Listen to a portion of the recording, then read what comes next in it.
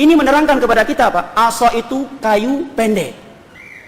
Nah, Nabi di akhir hayatnya ketika khutbah mulai menggunakan asa dalam beberapa riwayat, kayu pendek. Nah, kalau dipakai panjang itu namanya bukan tongkat, itu namanya balok. Bukan tongkat. Sepakat seluruh mazhab itu tidak dianjurkan. Yang terjadi khilaf di antara ulama tentang tongkat bagi seorang khatib adalah asa. Asa adalah kayu pendek. Kalau udah panjang, ya, itu namanya balok. Yang memakainya Paulus untuk mukul umat Nasrani jika ada yang nggak khusyuk dengar ceramah dia.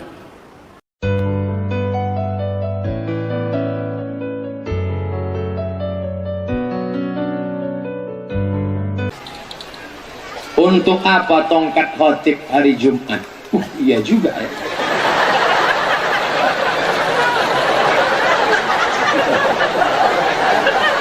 Untuk apa khotib dikasih tongkat hari Jumat?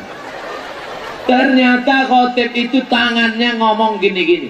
Jamaah Jumat yang dimuliakan Allah, marilah kita. Supaya tangannya jangan liar dikasih tongkat. Yang sebelah kanan megang mimbar, yang sebelah kiri megang tongkat. Nabi Muhammad itu megang tombak. Kalau tidak ada tombak, pedang. Kalau tidak ada tongkat, maka tangan megang tujuannya supaya jangan. Nanti kalau ada tetangga, bapak ibu kalau ngomong gini-gini, kasih dia tongkat.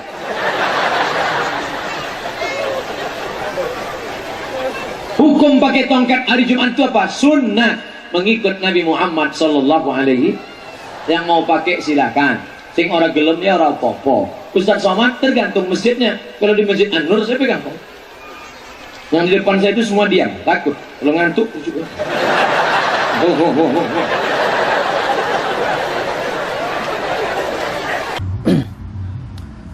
Setiap tempat itu memiliki budaya yang berbeda-beda, bermacam-macam. Dan Islam itu mengakui budaya-budaya. Artinya ketika Islam datang kepada suatu tempat, maka Islam tidak merusak semuanya. Bahkan kadang budaya-budaya yang sebelumnya itu tercemari dengan hal-hal yang kotor, itu kemudian oleh Islam itu diislamisasi. Contohnya begini, di Mekah pada prosesnya orang yang melakukan tawaf sebelum Nabi diutus, itu sudah keluar dari nilai-nilai atau fitrah sebelumnya. Mereka telanjang dan banyak penyimpangan-penyimpangan dalam tawaf itu. Sehingga ketika Nabi datang dan memerintahkan umat Islam untuk melakukan tawaf, maka ada rasa keengganan, artinya merasa sesuatu tawaf itu bukan sesuatu yang baik. Maka sehingga kemudian kenapa? Karena mereka mengingat masa-masa ketika mereka melakukan tawaf bukan dalam posisi yang disyariatkan menurut Islam. Maka turun ayat fala junaha alaihi ayat tawafa bihima. Nah, juga dalam kaitannya dengan budaya antara Mekah dengan Madinah itu berbeda. Misalkan berkaitan dengan masalah pakaian. Di Mekah itu awalnya pakaian itu tidak dijahit. Maka ketika Nabi berangkat ke Madinah, maka karena masyarakat Madinah punya budaya kalau pakaian itu dijahit, maka kemudian setelah itu Nabi pakaian-pakaiannya jadi jahit. Seperti juga di waktu di Mekah ketika Nabi berkhutbah, atau waktu awal-awal di Madinah ketika Nabi berkhutbah itu nggak pakai tongkat. Sehingga kemudian ada seseorang yang menawarkan kepada Nabi untuk menggunakan tongkat. Kemudian bagaimana reaksi Nabi? Nabi mempersilahkan. Kemudian dibuatkanlah Nabi itu tongkat oleh orang yang menawarkan itu. Nah, dari sini berarti saya kira mungkin tongkat pada saat itu memiliki model tertentu, baik tingginya atau ini bentuknya bisa model tertentu. Sehingga menurut saya itu tidak, ketika di zaman setelahnya, di perkembangannya, tidak harus tongkat itu seperti tongkat yang ada ketika masa Nabi.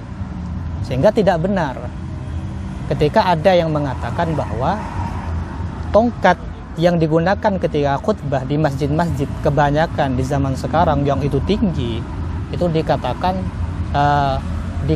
tongkat yang tidak sesuai dengan tongkat yang ada yang dipakai oleh Nabi Muhammad. Karena kembali ke tadi, Islam itu tidak melakukan pembersihan kepada budaya-budaya, kecuali budaya-budaya yang dianggap bertentangan dengan nilai-nilai Islam, dan Islam pun kadang tidak langsung menghanguskan, tapi melakukan islamisasi. Oleh karena itu, misalkan seperti persoalan tahlil, kalau misalkan memang dikatakan itu budaya Hindu, maka berarti dalam tahlil ini sudah ada islamisasi. Artinya dulu tahlil berkumpul yang kemudian sekarang jadi tahlil itu diisi dengan hal-hal kesyirikan, diisi dengan hal-hal yang bertentangan dengan nilai-nilai Islam.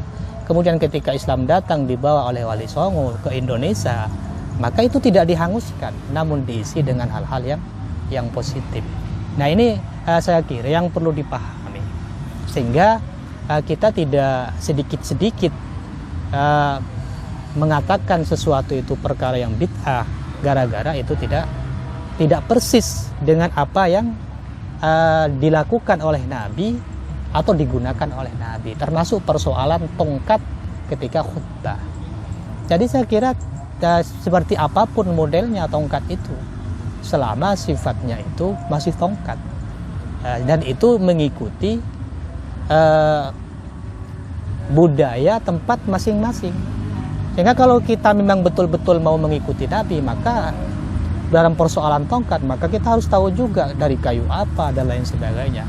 Dan saya kira itu merupakan sesuatu yang sulit untuk kita lakukan. Jadi dalam persoalan tongkat ini dikembalikan kepada bagaimana perkembangan di suatu tempat itu dan perkembangan di zaman itu. Nah, sehingga tongkat jenis apapun itu saya kira tidak ada masalah untuk digunakan ketika berkhutbah. Terima kasih.